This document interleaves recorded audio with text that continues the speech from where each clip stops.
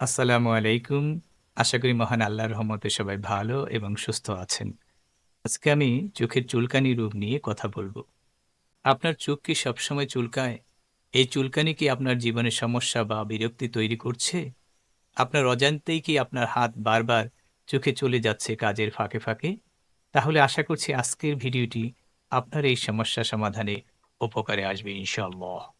তাই চলুন জেনে নিই চোখের চুলকানির কারণ, লক্ষণ, প্রতিকার এবং এর বিজ্ঞানসম্মত সমাধান।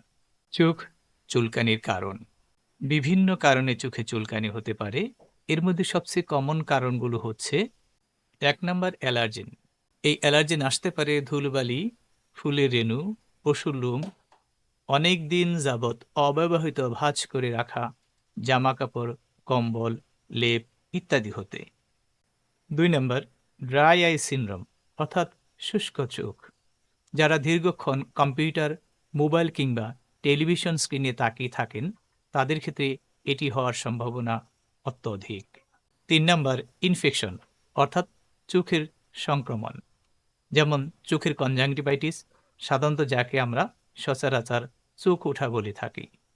৪ নাম্বার নির্দিষ্ট কিছু ঔষধের পার্শ্ব প্রতিক্রিয়া। ৫ নাম্বার পরিবেশগত কারণ: ধোঁয়া, দূষণ, এয়ার কন্ডিশনিং, মেঝেতে ব্যবহৃত অপরিষ্কার কার্পেট, ঘরে থাকা মাকড়সার ঝুল ইত্যাদি। ৬ নাম্বার কিছু খাদ্য সামগ্রী। অনেকের কিছু কিছু খাবারে অ্যালার্জি থাকে, যেমন বেগুন, চিংড়ি, ইলিশ মাছ, ডাল, পুঁইশাক ইত্যাদি। ৭ নাম্বার কিছু কেমিক্যাল, বিশেষত কিছু উদ্বায়ী স্প্রে, যেমন বডি স্প্রে, মশার স্প্রে কিংবা মশার কয়েল। ৮ number contact lens. অনেকের ক্ষেত্রে কন্টাক্ট লেন্সও অ্যালার্জি করে থাকে, বিশেষত কম দামি অপরিষ্কার কন্টাক্ট লেন্স। চোখ চুলকানির প্রকোপ বৃদ্ধিকারী উপাদান: ঠান্ডা বা শীতকালীন আবহাওয়া, সস্তা বা মানহীন প্রসাধনী, অসুস্থ ব্যক্তির সংস্পর্শ।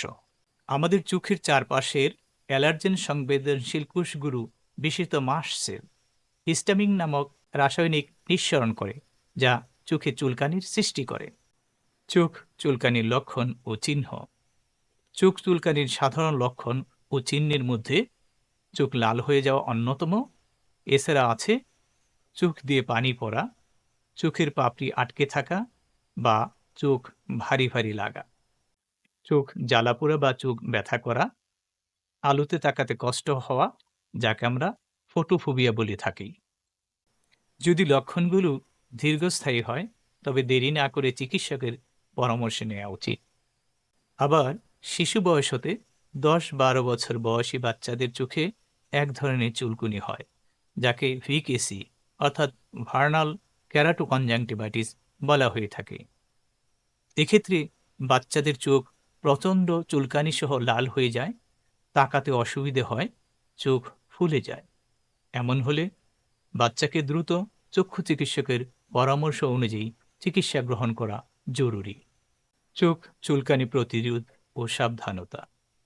চোখ চুলকানি প্রতিরোধে কিছু সাবধানতা অবলম্বন করতে হবে, যেমন ধুলোবালি বা ধোঁয়ার মতো অ্যালার্জেন হতে দূরে থাকতে হবে। প্রয়োজনে সানগ্লাস ব্যবহার করতে হবে। নিয়মিত হাত ধুয়ে পরিষ্কার রাখতে হবে। প্রসাধনী ব্যবহার করতে চাইলে মানসম্মত প্রসাধনী ব্যবহার করতে হবে। প্রয়োজনে চক্ষু বিশেষজ্ঞের নির্দেশ মতো চোখের ঔষধ ব্যবহার করতে হবে। চিকিৎসা পদ্ধতি: চোখ চুলকানির জন্য কিছু সহজ ঘরোয়া পদ্ধতি রয়েছে, যেমন ঠান্ডা পানিতে ভেজানো পরিষ্কার কাপড় চোখের পাতায় ২-৩ মিনিট রাখা, কিংবা ছোট ছোট আইস প্যাক আলতোভাবে চোখের পাতায় ব্যবহার করা। চা পাতার প্যাক তৈরি করে তার ঠান্ডা কম্প্রেশন দেয়া, মধু এবং গরম পানির উষ্ণ মিশ্রণ দিয়ে চোখের পাতা ধোয়া, অ্যালোভেরা ব্যবহার করা। ঘরোয়া চিকিৎসায় যদি সমস্যার সমাধান না হয়, তাহলে দ্রুত চক্ষু চিকিৎসকের পরামর্শ নিতে হবে। আধুনিক চিকিৎসা পদ্ধতি: চিকিৎসা পদ্ধতি পরিস্থিতি অনুযায়ী ব্যক্তি বিশেষে ভিন্ন ভিন্ন হতে পারে। সেক্ষেত্রে চোখের সব চুলকুনিতেই যে চোখে ঔষধ ব্যবহার করতে হবে তাও নয়। চুলকানির সঠিক কারণ জেনে তা পরিহার করতে পারলে কোনো ঔষধের প্রয়োজন হয় না। কিন্তু যেসব ক্ষেত্রে কোনো কারণ খুঁজে পাওয়া যায় না, সেসব ক্ষেত্রে চক্ষু চিকিৎসকের পরামর্শ অনুযায়ী ঔষধ ব্যবহার করা উচিত। চিকিৎসকগণ সাধারণত অ্যালার্জির জন্যে অর্থাৎ চুলকানির জন্যে অ্যান্টিহিস্টামিন জাতীয় আই ড্রপস বা ট্যাবলেট দিয়ে থাকেন। এর মধ্যে cetirizine eye drops, epinastine eye preparation, olopatadine eye drops উল্লেখযোগ্য। শুষ্ক চোখের জন্যে আর্টিফিশিয়াল টিয়ার আই ড্রপস, সংক্রমণের জন্যে অ্যান্টিবায়োটিক আই ড্রপস, কিছু কিছু ক্ষেত্রে স্টিরয়েডযুক্ত আই ড্রপসও ব্যবহার করা হয়ে থাকে। আবার বলছি, এসব আই ড্রপস চিকিৎসকের পরামর্শ ছাড়া ব্যবহার করা অত্যন্ত ঝুঁকিপূর্ণ, কারণ এসব ঔষধের কিছু পার্শ্ব প্রতিক্রিয়া আছে যা চোখের জন্য বিপজ্জনক হতে পারে, বিশেষত স্টিরয়েড জাতীয় আই ড্রপস। চোখের চুলকানি সাধারণ মনে হলেও অনেক ক্ষেত্রে সঠিক চিকিৎসা না করালে জটিলতা সৃষ্টি হতে পারে। তাই সর্বদা চোখের যত্ন নিন, সতর্ক থাকুন, প্রয়োজনে চিকিৎসকের পরামর্শ নিন। আজ এখানেই শেষ করছি। ভিডিওটি উপকারী মনে হলে লাইক, কমেন্ট ও শেয়ার করুন, আর অবশ্যই সাবস্ক্রাইব করতে ভুলবেন না।